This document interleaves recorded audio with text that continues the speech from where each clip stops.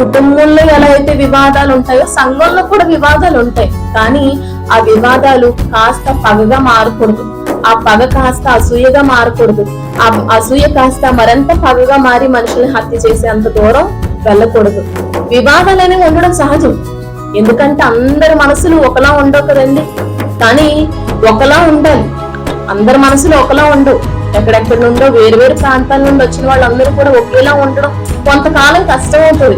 కానీ ఎదిగే కొద్దీ, పరిపూర్ణతోకి వెళ్లే కొద్దీ అందరి మనసులు ఎలా ఉండాలో తెలుసా? క్రీస్తు యేసునందు ఏక మనసు కలిగి ఉండాలి, ఏక ఆత్మ కలిగి ఉండాలి. ఈ రోజు మన సంఘంలో ఆలోచించండి, మన సంఘం అనే కాదు, ఏ సంఘం ఆలోచించిన మనకి ఏం కనబడతాయి? వివాదాలు. వివాదాలు స్టాప్ చేసామనుకోండి, నిజంగా పరిపూర్ణతలో పరిగెలెట్టేస్తాం. మనం అసూయ పడడం ఆపేసాం అనుకోండి, దేవుని యొక్క ఆలోచనలో ఎంతగానో ఎదిగిపోతాం.